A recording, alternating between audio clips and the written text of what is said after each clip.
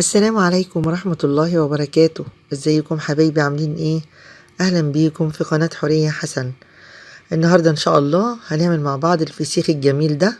طبعا كلنا بنحب الفسيخ وما بنخاف نشتريه من بره طبعا علشان بيبقى مش نضيف، لكن النهاردة هنعمله في البيت بطريقة نظيفة وطريقة حصرية هتخلي الفسيخ من غير ريحة وفي منتهى الجمال. انا عندي دلوقتي 2 كيلو سمك بوري شاريه طازه وجميل. همسكه اغسله وانضفه، هفتح بطنه واطلع كل الاحشاء واشيل الخياشيم واغسله غسله كويسه. بس طبعا لا هشيل القشر ولا هقصقص الزعانف ولا الديل ولا اي حاجه، يعني السمكه هتفضل زي ما هي من بره، لكن هشيل كل الاحشاء من جوه والخياشيم، وهشطفها كويس جدا وهوقفها في شبكه في مصفى بالطول لحد ما تنزل بواقي الدم والميه اللي فيها وتنشف تماما. همسكهم كده واحدة واحدة. شايفين ده الدم اللي نزل منهم؟ انا صفيته كده حوالي مثلا من الظهر لحد المغرب، لحد ما السمكة اتصفت خالص. وبصوا ماسكة نفسها مش طرية. همسك المناديل وهنشفها كويس جدا من قلبها من جوه ومكان الخياشيم في الراس، والفها كده واحدة واحدة بالمناديل علشان تشرب اي مية على جسم السمكة. انا بنشفه وبجهزه. انا جايبه الملح والحاجه كنت مجهزاها جنبي، لكن انا طبعا مش هملحه النهارده. كده انا سبته طول النهار يتصفى وهبيته لحد تاني يوم يتهوى بقى في الهوا بعد ما نشفه من الميه تماما. انا شايفين نشفته كله من قلبه جوه كده، ما بقاش فيه ولا ميه ولا دم ولا اي حاجه. السمكه قلبها من جوه زي الفل. بنشفه بالمناديل وحشيها من جوه مناديل، وسبتها 10 دقايق كده وانا بنشفها من بره. وبعد كده هشيل كل المناديل وهفرد السمكة على شبكة واحط تحتها الصاج بتاع الفرن، وهغطيها بشاشة نظيفة واسيبها لتاني يوم قدام شباك مفتوح. يعني انا هسيبه على ترابيزة المطبخ وعندي الشباك هنا هاوي، او لو بلكونة عندك مثلا والستارة مقفولة مش هيجي عليها دبان. تمام كده. انا كده تاني يوم حضرت الملح، ده ملح خشن من عند العطار، وحط عليه معلقتين شطة وحط عليه معلقة كركم. همسك بقى سمكة سمكة هشيك عليها تاني بالمناديل، هلاقيها ناشفة تماما. هروح حشياها كلها بالملح والشطة. بعد ما حشيتهم كلهم ومليت راس وبطن السمكة، هاخدها واحدة واحدة احطها في كيس من بتوع التلاجة والف الكيس كده حواليها، هفرغ منه الهواء وبالسوليتيب، وهلف حواليها من اول الديل لحد الراس عشان اتاكد ان الكيس مضموم عليها ومفهوش اي هواء، وعشان كمان اضمن ان الملح هيفضل في قلبها مش هيقع جوه الكيس. اهو شايفين حوالين داير كده، وهقفل عليها لحد الديل، وهاخد واحده واحده واعمل فيها نفس القصه دي. اهو بحط السمكه في اول الكيس واطبق بقيه الكيس عليها كويس والف بالسوليتيب عشان اضمن ان مفيش اي هوا جواها. بس كده تمام. خلصت كل السمك بنفس الطريقه، كل واحده في كيس. هروح رصاهم كلهم مع بعض في كيس كبير. شايفين كده السمكه ماسكه نفسها ومحتفظه بالملح جواها. خلاص كده انا بعمل اخر واحده.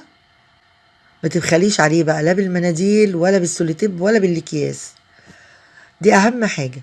هاخد كيس كده كبير، طبعا كلنا عندنا الشنط دي اللي بنجيب فيها الحاجه من السوبر ماركت. هرصهم كده عكس بعض، يعني الراس يبقى جنبها ديل وهكذا. وهو حطيتهم كلهم، وهفرغ الهواء برضو من الكيس، وهربطه كويس جدا علشان ما يبقاش جواه اي هواء.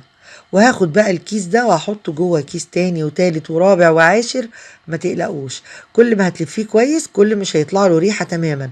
وهو طبعا هتبقى حتى لو طلعت له ريحة لكن مش تبقى ريحة وحشة. تمام. يعني احنا ما بنعمل جبنة قديمة بيبقى لها ريحة، بس مش ريحة وحشة، ريحة حاجة مخللة.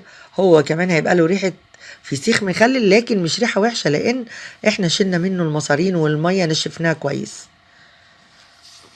بس كده. والشنطة بعد ما حطيته في 5 6 7 شنط غلفتهم برضو بالسوليتيب، وهحطهم في كيسين كمان، وهحطهم يا اما في جردل بلاستيك اللي بنحط فيه المية ده واغطيه بغطاه، طبعا جردل ناشف، يا اما في علبة بغطا. وسبتهم اسبوعين، وده اليوم ال16.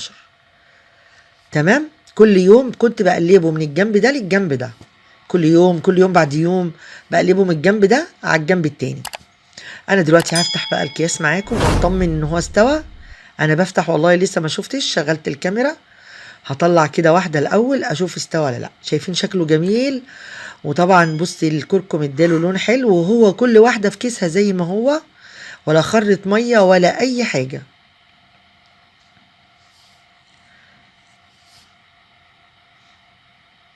واحده بوحدتها، هو جميل ولا متعجن ولا خارر ميه.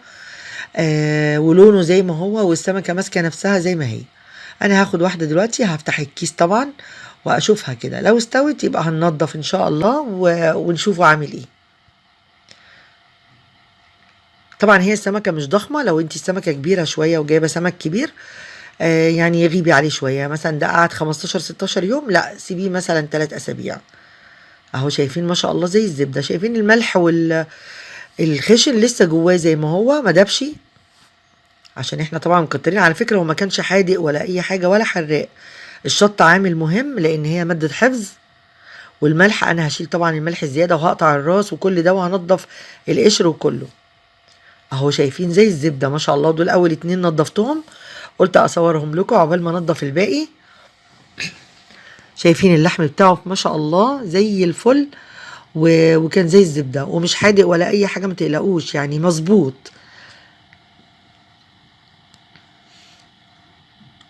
وهنضف طبعا الباقي. انا طبعا بشيل الراس واقشر الديل واقطع الزعانف واقشر القشر اللي على الجلد، وفي ناس بتحب تخليه كمان بالمعلقه كده، بس هو كان جميل مش مهري زي اللي بنشتريه من بره. وادي نضفت الباقي كمان اهو ما شاء الله، شكله جميل ويفتح النفس. يا ريت الطريقه دي تكون عجبتكم، وعلى فكره مش هتعمل ريحه خالص، ولا حد هيحس ان انتوا جايبين فسيخ ولا اي حاجه. وطعمه جميل ونضيف، وعملناه في البيت ما استغرقش اي حاجه. هو كل اللي جبته له نص كيلو ملح خشن وشويه الشطه. دول 2 كيلو. كان الكيلو ب45، يعني مش محصرين. ال2 كيلو 8 كيلو واحد من اللي بنشتريه بره، وطبعا ده انضف مليون مره من اللي بنشتريه جاهز. اتمنى الطريقه تعجبكم وتجربوها. لو عجبكم الفيديو شير ولايك وسبسكرايب، وما تنسوش تفعلوا الجرس عشان يوصلكم كل جديد. والسلام عليكم ورحمه الله وبركاته.